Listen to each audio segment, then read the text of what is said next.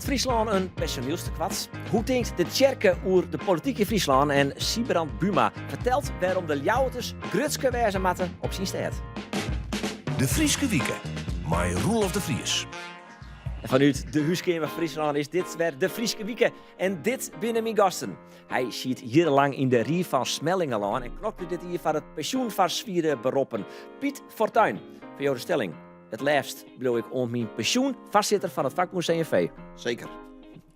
Hij is studentenpastoor bij de NL Stenden, doemnie in Ljouwert en mooi geregeld preekje als de burgemeester in de Tjerke zit. Jan-Jaap Stegeman, ik verdij een stelling.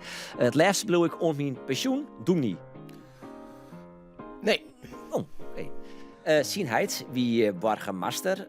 Hij is zelf natuurlijk burgemeester. Zijn paken wie burgemeester. Zijn oerpaken wie burgemeester. En we weten het net zeker, maar we denken dat zijn oerpaken misschien ik wel burgemeester west had. De man die bekend zit op zijn Brumor, Siebrand van Haarsma Buma. Welkom ik.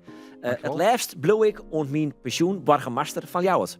Ja, dat is wel zeker. Dat is geen mooiere baan dan deze. Oh, dat is mooi. Dit zijn de gasten en dit weer de Aroene Frieske Wieken. Goed nice voor de omwoners van de Vleerbasis Ljouwert. Er komen geen extra vluchten van de F-34. Het is fantastisch nice. Wij zijn ook niet blij dat het bloot is dat het is. Het lijkt dat Leeuwarden heel slecht scoort op het aantal gehinderden. En dat is de reden dat we hem nu niet verder meenemen. De pakketten die het oude weekend voer waren aan de kust van Verschate Waardeiland ziet in totaal 54 kilo cocaïne. Mijn waar hier de drugs een strijdweerde van 4 miljoen euro. Voor de tweede keer is bij een plomveebedrijf in Blijen de vogelgriep vastgesteld. Plomveehouder in Blijen moest al zien 63.000 hinnen romjelitten. Het had dus goed in de besnijing, zei wij. Ja, alle codes die waren breed. Fjouwer typisch Frieske sporten. Die worden 4 jaar langer financieel stiepen door grote sponsoren. De hamvraag is vanzelfs, om hoeveel yield gaat het nou eens? Ja, nemen wij die bedragen? Er zit een prullenul achter. Daar jou ook lever ik geen antwoord op. Ik vind dat net zo relevant. Ook je nu spraken over van, wij zijn er heel blij bij. Nee, maar voor druk het is gewoon 12 miljoen euro, dat weten we al jaar. Dus dat weet het meest dus dat nou ik. Welkom, Buma. Wij hebben jou een PR weekend one lean al fast line. Je bent natuurlijk een drok in jouw agenda, dat snappen wij ik. Maar wij moeten er wel voor zorgen dat jou, als je hier aan tafel zit, dat er dan sprake is van een warm bad. Dus hebben we zwaar gevaar. Man die begint voorzitter is van een christelijke vakbond. Ik ben lid van zijn club. Dat vermoeden wij eigenlijk al. We houden zwaar van jouw persoonlijke doemnie. Ook lid van mijn club. Ja, mooi. Ja. Hoe viel dit? Warm bad. Warm bad, ja. Nou, daar ben ik heel erg blij mee. We beginnen deze uitzending altijd met de vraag, wat had jou in de besnijing deze week? Wat had jou de oude week in de besnijing houden van Haarsma Buma? Nou, ik kan bij vandaag beginnen. Ik was in Utrecht met de burgemeesters die voorzitter zijn van veiligheidsregio's. En er komen heel veel problemen op ons af als je kijkt naar veiligheid internationaal, maar ook naar dingen als branden in de zomer in de natuur, overstromingen mogelijk in de herfst. En er dreigen bezuinigingen te komen op de veiligheidsregio. Verrassend. Nou ja, het gek eigenlijk wel. Nou ja, ja, nee, dat snap ik. Maar eigenlijk komen er overal bezuinigingen op. Daarop zit ik ze komen overal, maar verrassend. Hier ook. En we hebben met de staatssecretaris gesproken. Conradi, en tegen haar gezegd, als jullie zeggen, er komen dreigingen op ons af, je moet meer doen, dan is het voor ons wel heel ingewikkeld als jullie vervolgens zeggen, maar het geld wordt minder. En die discussie, die gaat de komende maanden gevoerd worden. En daar was ik dus inderdaad vandaag mee bezig. Oké. Hopen dat we dat ook krijgen. Jan-Jaap Stegeman, doe niet dus in Ljouwert onder oren, ik studentenpastor. Wat houdt jij deze week in de besnijing? Nou, internationaal hebben we natuurlijk deze week de heropening van de Notre Dame gezien. Hoogwaardigheid bekleden. Dus daar kijk ik dan vanuit mijn vak en vanuit mijn liefde voor het religieuze erfgoed ook met bijzondere interesse naar. Maar ik wil toch ook even een lampje zetten op onze eigen Leeuwarder kathedraal, de Grote Kerk. Daar ben ik predikant en we zijn dan al een aantal jaar bezig met plannen om daar een stadsklooster te beginnen.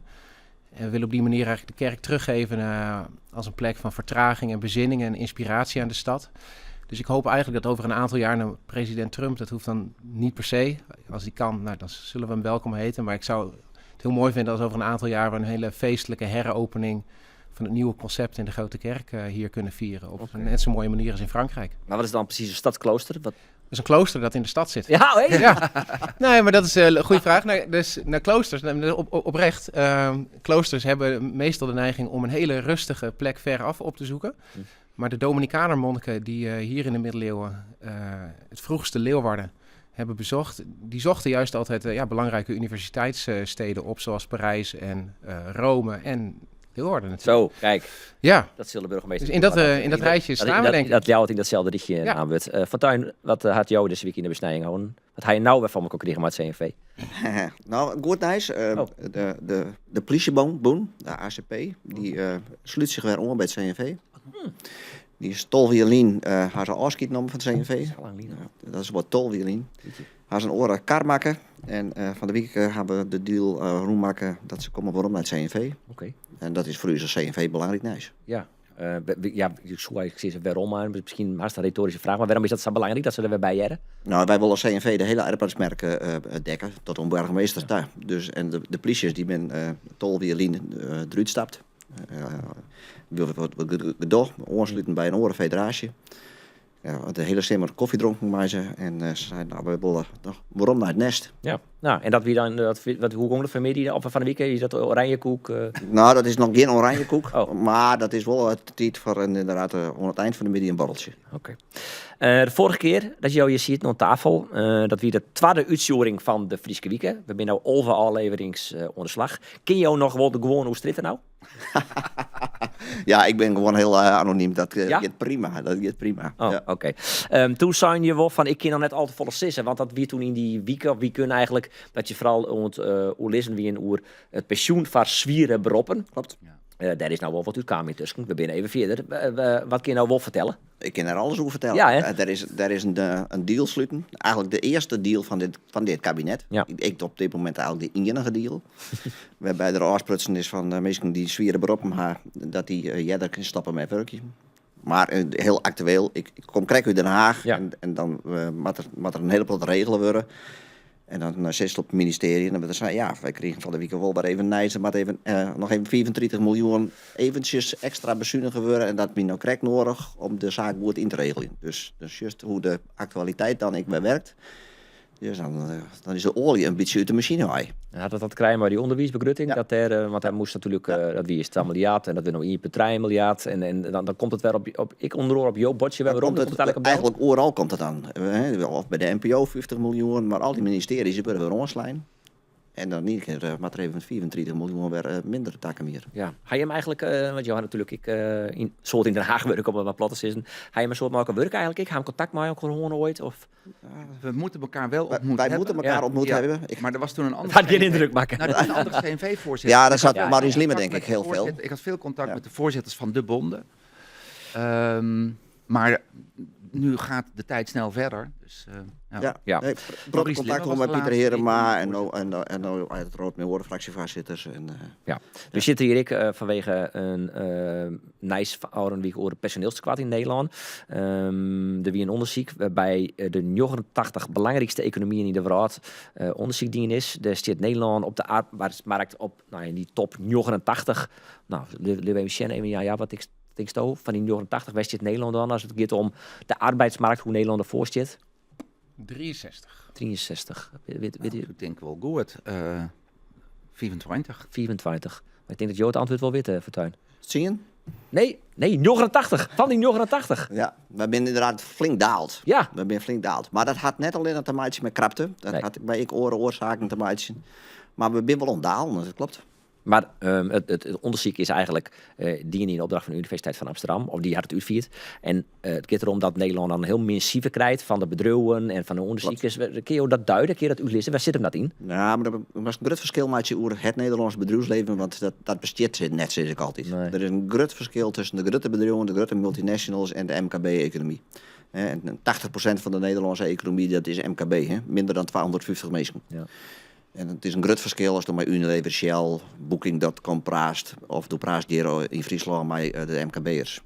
Dus de Nederlandse economie bestaat net. Ja, en dus juist wel dat de grote bedrijven, die zijn heel erg internationaal oriënteerd. Dus die springen heel makkelijk van Amsterdam naar Londen of naar Parijs. Dus op dit moment een protte naar Amerika. En met name in de innovatieve takken van sport. Ja, van de week weer. Ik ben een bedrijf die zei van ik ben hier in Amsterdam gestart. Maar wil ik het echt grut maatje, ja, dan maak ik toch naar Silicon Valley daar. Dus ik verhuis je van Amsterdam naar Silicon Valley en daar maak je de grote stap naar voren. Ja, maar hebben we in Nederland nou een probleem, of net? Ja, in Nederland een hele protte probleem. Maar als dat over de arbeidsmarkt haast, ja, dan hebben we wel een probleem. Er is schaarste, zeker in de zorg, in het onderwijs, in de techniek. Maar mijn zorg is nog dat de komende jaren, met name hier in Friesland, wordt het alleen maar slimmer. De vergrijzing slaat daar. Steeds minder mensen die ontwerkt zijn. En we hadden ik nog een protte mensen die geen werk hebben. Lubbers had ooit zijn, Nederland is ziek. Ja. Maar we hebben op dit moment alweer 850.000 mensen in de WIA, in de oude WO. En dat rent op naar een miljoen. Dus er zit straks 1 miljoen mensen weer thuis. Maar in de arbeidsongeschiktheid. Dus een gigantisch arbeidspotentieel en dat broeken we net. En hoe zit dat in Friesland concreet, zo specifiek? Ja, het getal van Friesland ken ik net, maar dat zal echt net oorzaken. Er zit gewoon een hele grote groep mensen thuis, arbeidsongeschikt. Een protte jonge mensen, tussen de 30, 40 jaar, een protte jonge mensen die thuis zitten. En hoe kunt dat? Heb je een idee waar het online? De jonge mensen gaan ze met name zien, dat had een hele problematisch met werkdruk, stress, psychische factoren. En de oudere categorie had een problematisch met slijtage als zware beroepen. Maar het is verontrustend dat wij straks weer 1 miljoen mensen thuis zitten hebben. In de arbeidsongeschiktheid. En die mensen die waren net aan het werk. Want als het 10 uur, 20 uur aan het werk gaan en het slag het net, dan ben ze bang dat ze hun uitkering kwijt maken. Dus die maatje die stapt net. Dus die bleef zitten. En wat ben je daar aan? Wat kun je daar aan? Wat vinden jou dat ze er aan moeten? Onzekerheid voor het helje. Ik zei dit keer zwaar genoeg waar is het stelsel samenmakers. Van als je zei van ik heb 10 uur, 20 uur aan het werk. En stel dat het de eerste 2 jaar net slaagt, dan valt het waarom in het oude systeem en dan haast die oude ruchten. Maar als die oude ruchten voorthelst, dan zeggen de mensen, ja, maar dan ga ik helemaal waarom. Dan ga ik helemaal opnieuw op te bouwen. Ja, die stap waar ik net. Dus maar misschien zeker niet aan. Komt er die problemen in de kerk zien, Jaap? Nou, eigenlijk meer daarbuiten. In mijn werk als studentenpastor. Okay. Eigenlijk, we zijn eigenlijk ik werk daar nu een goede 3,5 jaar. Toen ik begon, toen hebben we als eerste een soort veldwerkonderzoekje gedaan. Een kauwgomballenautomaat in de gang van NL Stende neergezet en met de vraag, waar kauw jij op? En dat was op zich dat was bedoeld als een leuk geintje om een gesprek te starten. Maar toen we die kauwgomballenautomaat leeghaalden, toen kwam daar eigenlijk voornamelijk uit die prestatiedruk. Dus dat begint eigenlijk al in het onderwijssysteem. En ja, dus het verbaast mij ook helemaal niks dat u vertelt, hè, dat jonge mensen vooral uitvallen wegens stress en prestatiedruk. Dat heeft met onzekerheid te maken, misschien op de arbeidsmarkt, maar ook op de huizenmarkt, maar ook er zijn ook studenten aan ecostress lijden. Hè? Dus gewoon de hele toekomst van überhaupt het hele ecosysteem waarin we in leven. Ik denk de optelsom van al die dingen, dat zorgt en hoge verwachtingen van de socials. En ik zie daar studenten op uitvallen. En daar maak ik me wel zorgen over. Ben al je zuurtjes, meneer Buma? Nou, dat loopt net. Nee, ik net eigenlijk. Nee, en je ziet het al eerder bij schooluitval natuurlijk. Hè? Dus dat vind ik, het aantal kinderen dat zonder schooldiploma moet beginnen. Terwijl er misschien wel te veel juist een focus is op diploma's. En dat allemaal van die dingen, je moet een aantal drempels over om überhaupt in Nederland mee te doen. Soms denk ik, je moet een hbo hebben om überhaupt op de arbeidsmarkt je weg te vinden. Om je huis te kunnen kopen, je belasting te kunnen betalen. En die ingewikkeldheid nekt heel veel mensen. Ja, is want Piet Vertanjo ben dan vaststander van een 30-urige werkweek. Is dat een van de oplossingen? Dat is één van de oplossingen. Ja. Dat we iets zwaarder in die balans tussen werk, privé en zorg, dat staat beter organiseren.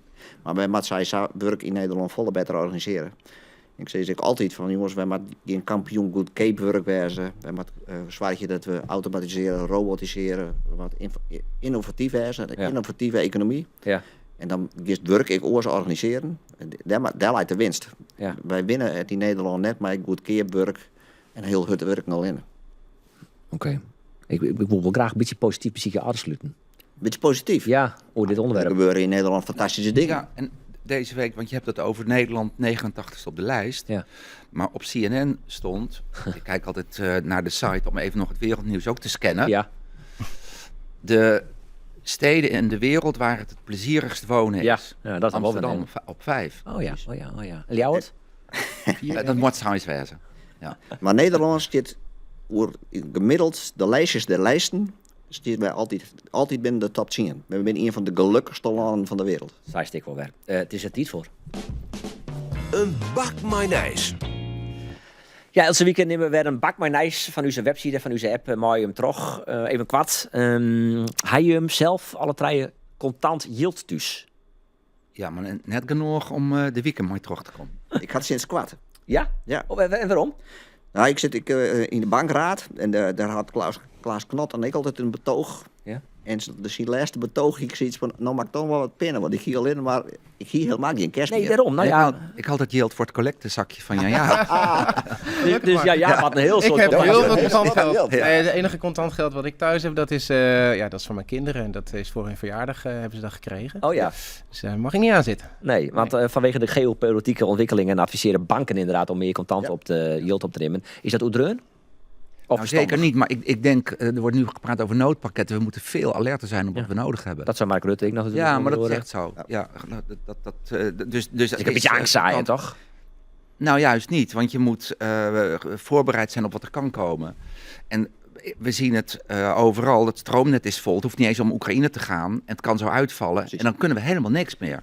Ja, en om dat soort dingen gaat het. Water, elektriciteit. Maar de bank het gaat net alleen over de oorlog. Hè. Het kan ik gewoon bij dat het banksysteem met phishing en gewoon daaruit leidt. Ja. Nou, dat is net binnen. Nee, dus realistisch. Het is net alleen een oorlog.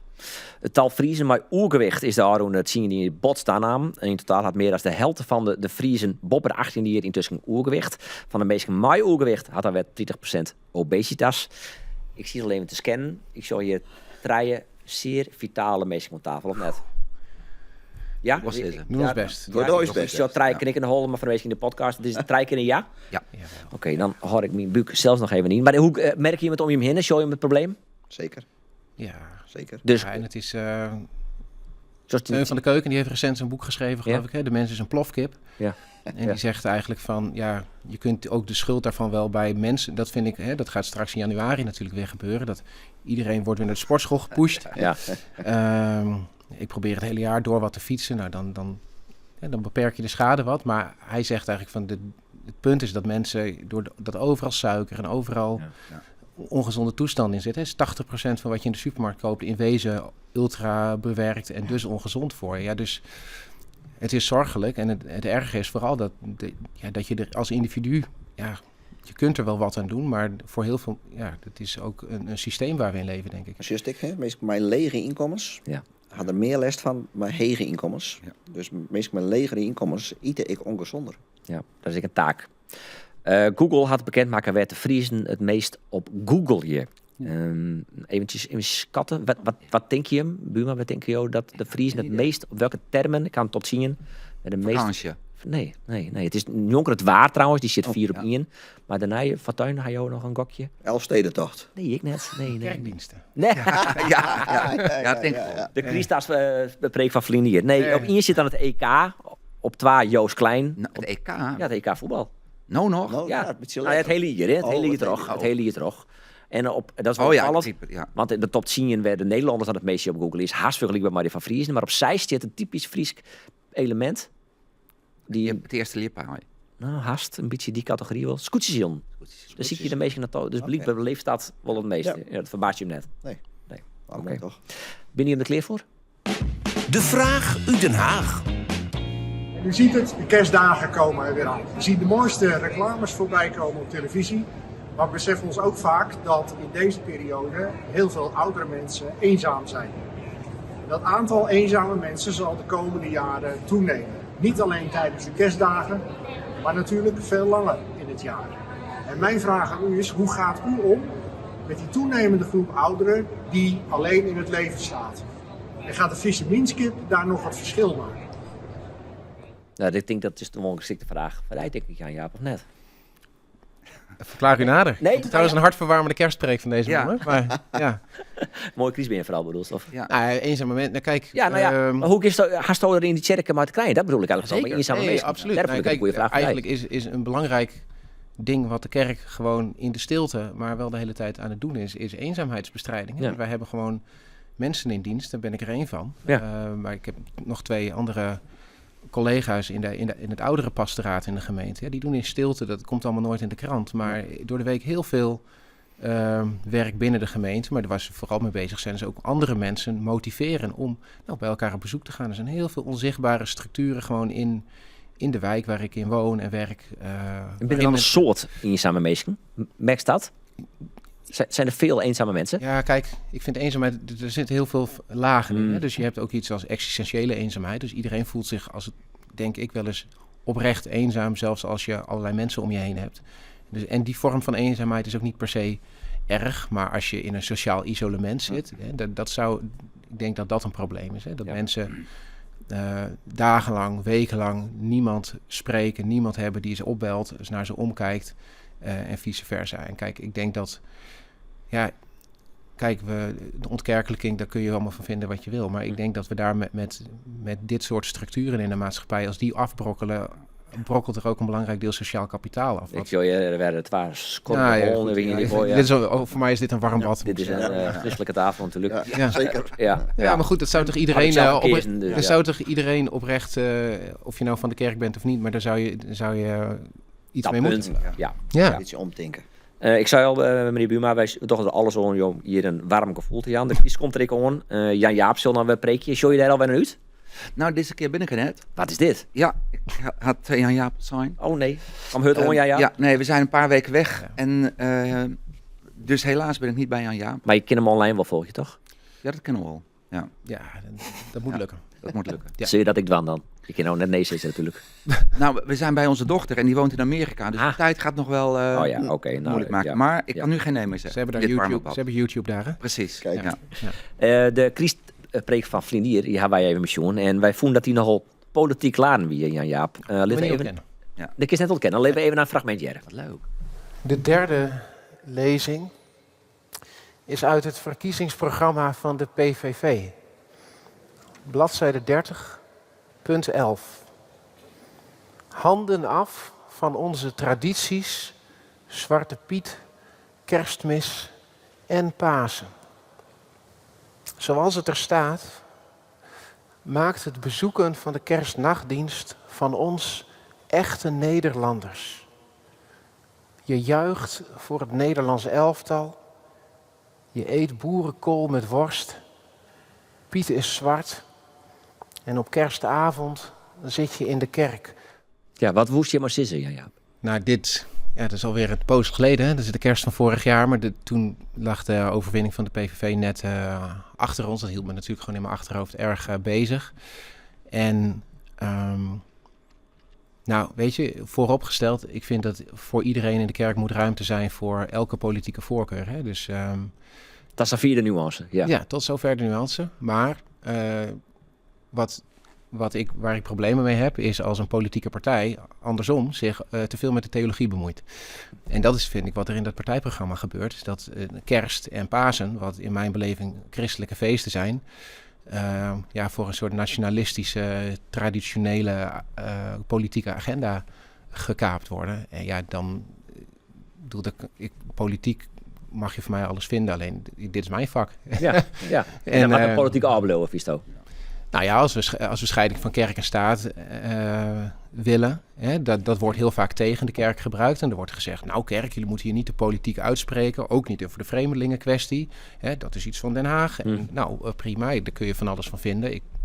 Maar andersom geldt het zeker. En de scheiding van kerk en staat is er ooit gekomen om juist de kerk te beschermen tegen een inmenging van de staat. En nu gaat het nog weer een stapje verder. En dat is dat de staat de tradities en de inhoud van de kerk kaapt om eigenlijk spant voor een politiek karretje. Ja, en ik denk zeker dat als je de joods-christelijke traditie, voor zover dat al een werkbare term is, hè, maar die kun je niet gewoon met alle, als je daar goed in zit, dan kun je die niet gebruiken om te zeggen bijvoorbeeld vreemdelingen moeten het land nemen. Want ja, er zijn gewoon iets te veel bijbelteksten die daar tegen pleiten. Dan kun je nog steeds zeggen, daar ben ik het niet mee eens, of we moeten niet anders zien, of dat is toen gezegd. Dat is allemaal prima, maar je kunt niet zeggen van we omarmen de joods-christelijke traditie. Hey, Jezus was zelf een allochtoon in feite en een vluchteling. En ja, we hadden dan misschien de Egyptisch-christelijke traditie gehad als het anders was gelopen. Hè? Dat had allemaal gekund. Wat wist je ervan dat ze vol een beetje stemmen op de PVV? Ja. Kijk, moeilijk? In diezelfde preek, ik snap dat jij geen nuance wilt, maar ik heb in die preek een uitgebalanceerd verhaal proberen te houden. Het is een snippet, maar ik denk dat de hele gang naar de PVV van veel kiezers erdoor komt, doordat een heel groot deel van Nederland zich ongehoord en onbegrepen en niet gerepresenteerd voelt. En ik heb in ditzelfde verhaal ook gezegd van mensen die zich niet gerepresenteerd voelen. Ja, precies daar gaat het kerstverhaal over. Hè? Dus Jozef en Maria, dat klootjesvolk uit het noorden van het land, die in Den Haag, zeg maar, daar ver weg bij het hoge bestuur niet gehoord worden. Ja, die worden in dat kerstverhaal naar voren geschoven. Ja. En ja, dus ik snap heel goed dat mensen een onbehagen voelen en dat onbehagen in een stem uiten. Tegelijkertijd denk ik, ja, het is zo jammer dat er dan een zondebok wordt gezocht in plaats van... Kijk, in het kerstverhaal worden de machtigen en de rijken aangeklaagd. En ik denk, ja, dat is toch waar het verdorie misgaat. Hoe die zondeboksprotsen. Ja. Wie is de kritisch over hoe we in Nederland omgaan met migranten? En daar kan het met zondebok, Lucie maar even ik niet voorbij. Dus in plaats van het zoeken naar een zondebok in de vorm van mensen met een andere huidskleur, die vaak ook getraumatiseerd zijn en maatschappelijk op de laagste treden staan, in plaats daarvan lijkt het mij meer in lijn met de kerstgedachte dat we geweldloos verzet voeren tegen ieder mens, tegen ieder instituut dat die ongezienen verder in de schaduw zet. Ja, wat bedoel je correct, mij? Nou, eigenlijk wat ik net zei. Dat, waarbij wel wat milder wijzen op dit onderwerp. Als Nederlanders. Nou, kijk, ik denk dat de grote krachten die mensen in de schaduw zetten, niet per se, nou, je kunt erover ik heb jullie programma's van de laatste weken gezien, discussiëren over hoeveel dat er nou eigenlijk zijn en wat is nou precies de oorzaak dat die mensen op drift raken en twijfelen aan hun motieven. Dat is allemaal prima, maar een feit is dat er heel veel mensen op deze aarde zijn die geen veilig thuis hebben en ik versta het als een christelijke opdracht om de vreemdeling die ontheemd is een plek te bieden. Ja. En ik denk juist dat de wortel van die oorzaak, of de wortel van dat hele probleem, dat die mensen op drift is dat er zoveel onzekerheid, economisch, maar ook door oorlogen is in de wereld, dat die mensen hun plek verlaten. Wat wij dan hier gelukzoekers noemen. Ja, dat zijn gewoon mensen die in economieën lopen waar wij steeds van profiteren. Nou, dat zijn van die systemen waarvan ik denk, als we daar nou eens in verzet tegenkomen of iets proberen structureel aan een oplossing te doen. Ja, als het kabinet aan de ene kant vreemdelingen wil weren, maar ook kort op bijvoorbeeld ontwikkelingssamenwerking, dan snap ik het. Dan denk ik dan los je het probleem niet op. Hoe zou je in Nijbuma? Je ziet in de kerken op het moment dat deze afspraak, sinds ik het werk afspraak, preek die je wat. Deze speech. Ja. Nou ja. Hoe zeg je het jou daarna? Ik vind het wel heel bijzonder om een jaar later de preek weer terug te zien. Want preken zie je niet zo vaak meer terug. Nee. Nou, ik zat wel met gespitste oren inderdaad. Omdat ik natuurlijk politiek ben opgevoed. Ja. En ik vond het best wel moedig. En je ziet ook nu weer dat Jan Jaap enorm nagedacht heeft over wat hij zei. Je ziet je gewoon denken. Nu ook, ja. Ja, nu ook. Maar zeker ook bij die preek. Ja. En ik heb er ook echt nog wel even over nagedacht. En thuis ook over gesproken. Want wat Jan Jaap zegt, volgens mij is het probleem als politiek het christendom gaat gebruiken als iets exclusief van ons. Ja. Wij zijn christen en jij niet. En dat gebeurt in dat verkiezingsprogramma. Want daar is het niet bedoeld om te zeggen kerst is zo mooi omdat er een kind geboren is in vrede. Nee, wij hebben kerst en jullie moslims niet. Dat is in wezen wat er staat. Het verkiezingsprogramma van de PVV. Ja. Ik vind het, waarom ik dan ook wel weer nadenk, in die kerk, zeker met kerst, zijn allemaal mensen waarvan misschien wel een derde zelf PVV heeft gestemd. Of minder, denk ik hoor, maar die hebben PVV gestemd. Dat weet je natuurlijk nooit, maar het zoekt beginnen. Dat vragen we niet. Nee. Die oprecht die zorgen hebben. En eigenlijk spreek je dan ook een beetje over hun hoofden, de makers van het verkiezingsprogramma aan. Want die mensen die dat gestemd hebben, hebben waarschijnlijk helemaal niet zo ver nagedacht, niet gelezen. Dus dat vond ik het spannende. Wie is er maar eens in is wat hij zei? Nou, dus wel, dat is het bijzondere, of dat is wel heel erg over die tekst van dat verkiezingsprogramma. Want je ziet dat en je ziet namelijk dat er helemaal niet staat, kerst is zo'n mooi feest. Dus, wat ik zeg, er staat, ik heb een keer Orbán horen spreken, wat natuurlijk oorspronkelijk een christendemocraat was die steeds rechtser werd. Ja. En ergens op dat vlak van dat afgeleide had hij een speech en toen zei hij, I'm proud to be a Christian. Dat is natuurlijk een belachelijke tekst, totaal belachelijk. En dat is wat hier in dat verkiezingsprogramma eigenlijk staat. Vond je het ook goed dat Jan Jaap hem ik vind dus heel goed dat je dat aangrijpt. Ik vind dus tegelijkertijd dat in die maand na die verkiezingen die heel rommelig was, dat was gewoon een rare tijd. En de mensen dus zelf gestemd hebben. vind ik ook wel dat je moet nadenken over de mensen die het zijn. Maar ook daar geldt,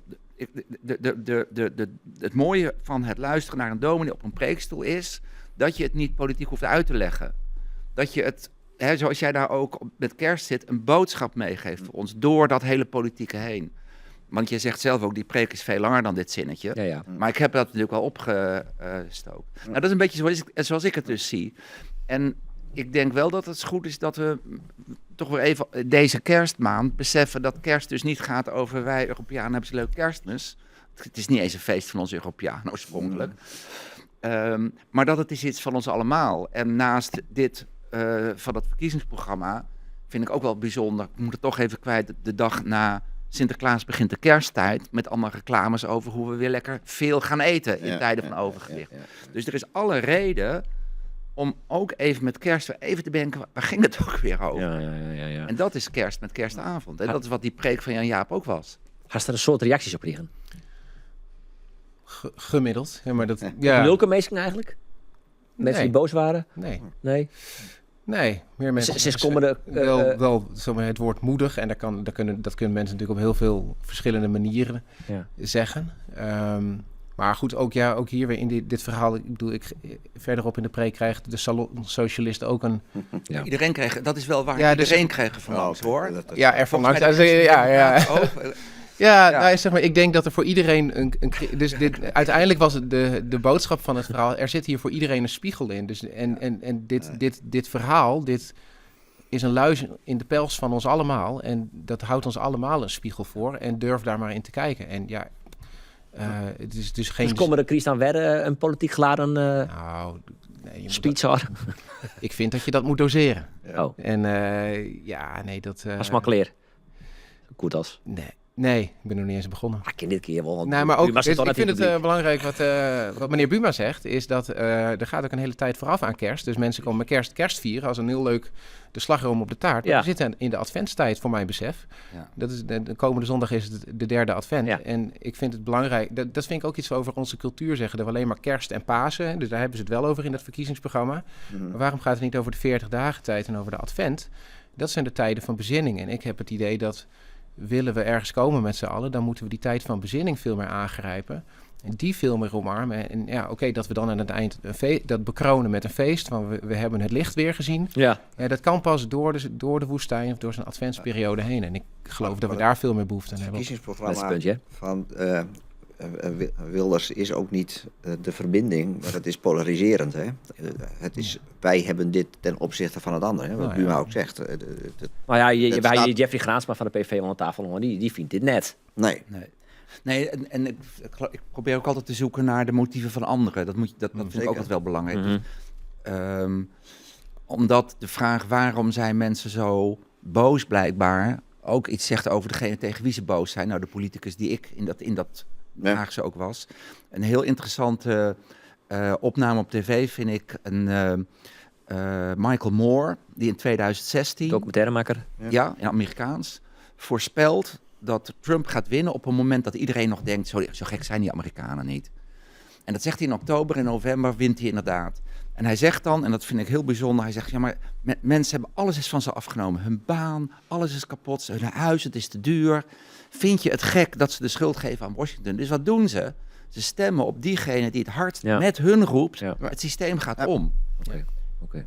En dat vond ik heel bijzonder. En dat is waarom ik altijd probeer na te denken, die kant zit er ook achter. Nogmaals, wij doen er alles aan om met jou naar het Sintermaatje. Waarom bad? Dat kind onthoudt ook goed? Ik vind hem hier op mijn plak. Mooi, gelukkig maar. Dan krijg je nou ook nog weer een podium. Dat ben we dan ik wel weer. Ja. Want we bellen van de media eventjes. Fappeteren nemen we dat dan. En dan zei je van, ik wil wel graag dat de Fries, maar vooral de Ljouwer wat grutsker wordt op zijn stad. Ja. Dus wat minder het motto, het nooit wat wezen, het zal nooit wat worden. Maar wat meer, wat trots en grutsk wezen. Oké. Dan krijg je nou 5 punten. Ja. Ik scroll maar 5 punten, maar je opnemen. Waarvan je zegt, daar moet de Ljouwer grutsk op wezen. Nummer 1. Nummer 1, Cambuur. Nijstadion. Nijstadion of Cambuur? Cambuur en het Cambuur, maar nu vanwege het stadion. Okay. Hij spreekt veel wat collega's. En iedereen zit met het punt van, of althans heel veel, met oud stadion. De gemeente wordt gevraagd mee te helpen. En ze hebben het geld niet, dat is een groot probleem. Hier is een club, Cambuur, wat geen wereldclub is. Wat het van het MKB moet hebben, van het lokale MKB. En ik was toevallig gisteren in het stadion en ook zaterdag bij de wedstrijd. Het is zo knap en zo mooi. Dat mag je echt, ook als je niet voetballiefhebber bent. Maar het is nog net al. Nee, dat is echt wel jouw het. Het zal nooit wat worden. Ja, dat is jouw het. Maar wanneer komt dat stadion nou eens af? 1 april had Art de Graaf zijn. Oké, nou dan hadden we hem. Punt 2. Cultuur. 2018, culturele hoofdstad. Maar dat is Vierwieling. Het is weer hetzelfde. Ja. Ja, maar ik ben al net clear. Oh, sorry. 2018, culturele hoofdstad. Ja. Voor mij was het leuk. Toen ik kwam in 2019 was het sneu voor mij. Dat ik niet zei, wat ga je doen burgemeester? Maar vorig jaar was zo'n leuk jaar. Ja. Ik zei, er komt nog een jaar daarna. Ja. En wat zijn die jaren? Iedere 3 jaar hebben we een Arcadia-jaar. Ja. We hebben Bosk gehad. Ja. Dat gaat inmiddels de hele wereld over. Want iedereen denkt, als zij dat kunnen, moeten wij het ook kunnen. Komend jaar komt er op de Oldehoofsterkerkhof, wordt de Oldehoven weer gebouwd. De oude kerk, de Sint-Vituskerk. Heel anders, duurzaam, circulair. Dus ook weer die verbinding tussen cultuur en ook de circulariteit die we moeten hebben. Dus punt 2 is eigenlijk, wat ik probeer cultuur een beetje te concretiseren. Dat cultuur is dan Arcadia-jaar eigenlijk. Als uiting ervan. We hebben meer. De harmonie, ga ik vanavond naar Jan-Jaap van der Wal. Echt, wat daar aan line-up is, daar mogen we echt wel weer trots op zijn, hoor. Punt 3. Nou, die weer tot waar goeie punt. Nou, punt 3. Ja, zeker. Leeuwarden-Oost. We hadden het net over dat er best wel mensen zijn die het moeilijk hebben. Die afhaken, die de eindjes niet aan elkaar kunnen knopen. Leeuwarden is van nature een arme stad. En dat moet ik in het Westen vaak vertellen. Want men denkt dat hier alleen maar allemaal mensen wonen waar het vanzelf wel allemaal komt. En dat de problemen in de Randstad zitten. Een derde van de stad, Leeuwarden-Oost. Daar hebben we als Leeuwarden gemeente in overleg met het Rijk mee kunnen doen met 20 gemeenten met dit soort wijken. Daar komt geld vandaan waar we heel veel kunnen investeren. Ja. Maar dat is niet eens de helft. Iedereen doet daar mee. De inwoners doen mee, de scholen doen mee, de politie doet mee, de brandweer doet mee. Iedereen doet mee om van een wijk die niet vanzelf het goed krijgt, iets moois te maken. Project van 20 jaar. Dat zie je niet zo iedere dag. Maar het is wel heel belangrijk. Het fjouwer. Nou, dat wieren er al 4. Nou, dat 4. Nee. Ja, dat gaat voor jou. Nou, dan komt het voor jou. Ja. Heel goed. Dit zijn al 3 dingen waarvan ik zeg maar ook trots op. Ja. Toen ik ben geboren in Workum, opgegroeid in Sneek. En wij gingen in die tijd naar Leeuwarden. Eigenlijk alleen maar als je boodschappen moest doen die je in Sneek niet kon krijgen. Dan liep ik aan het handje van mijn moeder. Dan kwam je tot de Nieuwstad. En dan ging je weer naar het station en terug. Daar was verder niet zoveel te beleven. Maar als je nu in Leeuwarden komt. En bijvoorbeeld door de pijn van de coronatijd heen zijn er allemaal terrassen bijgekomen. De gemeente heeft toen gezegd, binnen mag niet, we maken meer ruimte voor terrassen. Wat zeiden de Leeuwarders? Die terrassen moeten blijven. Die waren dus voor tijdelijk bedoeld. Je ziet nu de terrasboten, je ziet overal leven, terrassen. Dus uit eigenlijk een hele ellendige tijd komt ook gewoon een nieuw beeld van die stad. Ja, daar mag je trots op zijn. Nou, jou de binnenstad, dan koppel ik hem eventjes. Maar zitten. Ja. Hebben we nog een punt 4? Ja. 34 dorpen. En ik geloof in 20 van die worden concrete bouwplannen gelanceerd. Om mensen, want sommige zijn gewoon zo klein, daar wordt niet gebouwd. Maar wordt gebouwd. In het centrum van Stien zijn mooie plannen voor het Sint-Vitusplein. Wat we weer samen doen met een aantal andere gemeentes waar we geld voor krijgen van het Rijk. Ik geloof echt dat de gemeente met de dorpen veel sterker is geworden dan die oude stad die een beetje met de rug naar de provincie stond. Ook als stad leren we, als gemeente leren we van de buurgemeenten die al veel langer te maken hadden met de problemen in de agrarische sector. Dus ik heb het gevoel dat Leeuwarden de afgelopen tijd een veel volwaardiger gemeente is geworden, omdat we stad zijn en 35 trotse dorpen. En dan ben je al 4 van heel je burgemeester. Waar ga je nou echt om bijdroegen aan deze punten? Ja, ik probeer altijd toch wel. Mijn eigen rol is veel op de achtergrond, hoor, moet ik zeggen. Dus ik probeer bij te dragen wat ik merk. En dat is gewoon de omstandigheid. Wat wel helpt, is dat ik zoveel mensen ken in Den Haag. Dat ik toch wel weet hoe je soms dingen hier naartoe kan krijgen die anders hier niet zouden komen. En ik vind het weer heel leuk als dat lukt. Het lukt ook heel vaak niet. Maar overigens niet alleen ik, hoor. Want wethouder Kramers is inmiddels voorzitter van een commissie bij de VNG, waardoor ze rechtstreeks met de minister praten over de zorg. Wethouder Hein de Haan over de woningbouw. Dus wij proberen, dat zeg ik altijd, Leeuwarden moet. Het is een beetje Cambuur. Je speelt eerste divisie, maar je hoort gewoon iedere keer als ambitie de eredivisie te hebben. Okay. En dat heeft Leeuwarden. Je bedoelt eigenlijk fantastisch. dat zit ik natuurlijk. Oh, oké. We moeten even kritisch zijn. Ja, de Ljouwert is toch nog goed. We moeten even kritisch zijn. 4,3% van de inwoners van de gemeente Ljouwert libert onder de eermoedergrens. In Nederland is dat landelijk dan 3,1, dus het is boven het landelijke gemiddelde. Heb je daar een idee over hoe je dat aanpakken moet? Hoe dat beter moet? Ja, dat is dus een van de nare dingen van Leeuwarden, de echte armoede die ook echt armoede is. Hè? Gewoon, ik kom op scholen waar echt de pakketjes liggen voor het ontbijt van de kinderen. Dat weet je, en dat is nou waarom het zo mooi is dat we met hulp van heel veel en medewerken van heel veel mensen Leeuwarden-Oost zo kunnen aanpakken. En dat voor een periode van 20 jaar. En ik moet wel zeggen, het was wel spannend toen het nieuwe kabinet kwam, want we dachten allemaal de geldkraan gaat dicht. Maar het systeem gaat gewoon door. En we hadden net de woontop. En we krijgen ook daaruit weer een heleboel geld om ook op wat een beter niveau te gaan bouwen daar. Ja. En ook om wat duurdere woningen te bouwen, zodat het wijk gemengder wordt. Ja, dan bist ik jou natuurlijk. Wie dat een mooie, goede top 4? Of bist er nog wat in deze top 4 van de burgemeester? Ja, zeker. Nou, ik kom natuurlijk door mijn werk veel in het centrum. Ik zou ook het onderwijs er wel naartoe willen voegen. Hè? Want ik ben doordat mijn studentenpastoraat, maar ook wat we daarmee in het stadsklooster willen, veel in contact met de onderwijsinstellingen in Leeuwarden. Ik ben echt onder de indruk van hoe zo'n levendige, bruisende studentenstad Leeuwarden al is en steeds meer aan het worden is. De campus van de Rug is hier geland. Het heeft ook echt een lift gegeven aan het onderwijs. Gebeurt gewoon op dat vlak zo ontzettend veel. En er komt veel talent naar de stad. En ik zie ook dat steeds meer. Ik ben dan weer teruggekomen in Friesland. En ik zie dat steeds meer oud-klasgenoten bijvoorbeeld. Ik heb hier in Leeuwarden op school gezeten. Ja, die zien na een paar jaar Randstad toch... het is allemaal duur en je hebt geen achtertuin als gezin. Weer lekker terug naar Friesland. Dus ik vind alle reden ook voor juist hoger opgeleid talent... dat op een gegeven moment Friesland te min vond en Leeuwarden te min. Kom lekker terug. Het is hier echt ik heb het hier ontzettend prettig al jaren. Die stad van jou ook maakt het al. Je had nou al lang niet in het tussen maar je had Rotterdam wennen vrij lang tot 10 hier of zo. Ja, ben Rotterdam. Maar net al Ljouwert. Nee, net al Ljouwert. Ik ben waarom gewoon in Drachten. Ik prima, maar just inderdaad. Prima. Ja, zeker. Dat klinkt net heel enthousiast. ja, zeker wel. Het just wel steeds meer mensen vanuit het westen waar we romkomen. Het wennen in het westen is natuurlijk verschrikkelijk duur. Ja. Dus, in Drachten hadden ze net niet een trein. Nee, dat moeten we dus dik om lezen. Wat dat betreft, ik ben absoluut voorstander voor een goede infrastructuur. Want we bij Nederlanders zaken een beetje bij elkaar horen. En het kan net al hier in de Randstad. Dus we moeten zwaar voor goede verbindingen. De Neder-Saxen-lijn, de Lelylijn. Jongens, investeren in dat soort dingen, in verbindingen. Want dat leidt er in de regio. Leidt gewoon, net alleen in het noorden van het land, maar ook in het Zeeland, in Limburg. Er liggen gewoon heel veel kosten. Die benutten we gewoon. Ja. We hier kijken eventjes op, wil je nog ontje pensioen burgemeester van Ljouwert bleef? Je bent nu 59 jaar. De termijn rint augustus aan. En dan ben je 6 jaar lang burgemeester. Wil je ook in voor een herbeneming? Nou ja, als ik om je pensioen toch wil, dan zit er wel een herbeneming bij. Dus ja, en vanzelfs is het praten met de Rieën en is het in de eerste plaats de Rieën die het beslist. Maar dit is niet iets waar ik nu uitgekeken ben. Nee. Die 5 mooie punten mogen er wel 5 bijkomen. Maar is dit ja? Nou, voor mij wel. Ja. Zeker. Dus jou willen, als het om jou luidt, aanstaan in augustus nog weer zeker 6 jaar verder.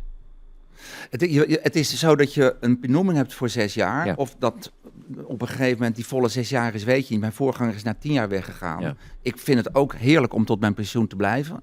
Zoals mijn vader tot zijn pensioen in Snee bleef. Dat zou ik heel mooi vinden. Okay. Maar ik weet dat je de bescheidenheid moet hebben om op een gegeven moment ook weer te zeggen, nu moet er weer een ander komen. Ja. Maar komt er eventueel nog misschien wel een roep uit Den Haag? Ik bedoel, CDA geeft wat beter, het bontebaleffect die goed. Kinderen nog eens een keer wijzen dat ze is van minister of een orenfunctie. Dat doe ik net meer. Dat is clear, dat is van de baan? Ja. Nou, minister ben ik nooit geweest.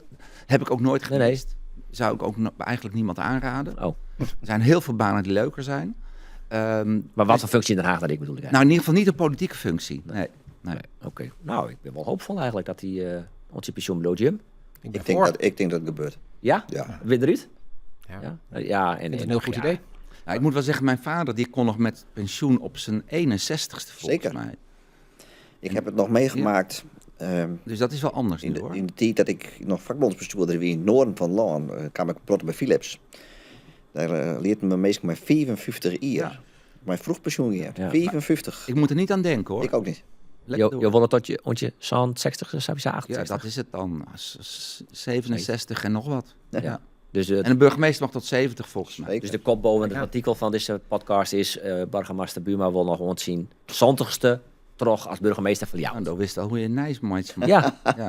Maar ken ik je ja op... nog net. Maar nee, dat weet in de sterrenskern. Jeetje, Mina. Ja. Oké. Nou, ik wil toch wel positief afsluiten. Maar positief is voor mij dit is ook dat ik nog lang niet uitgekeken ben. Nee. Ja. En je wilde geen van de hebbeneming, je wilde wel blijven als burgemeester. Oké. Positief afsluiten dus. We kunnen concluderen, Fortuyn, dat volgend jaar de meeste werkende mensen in Nederland maar €50 per maand op vooruit gaan. Klopt ongeveer, hè? Zeker. Ja.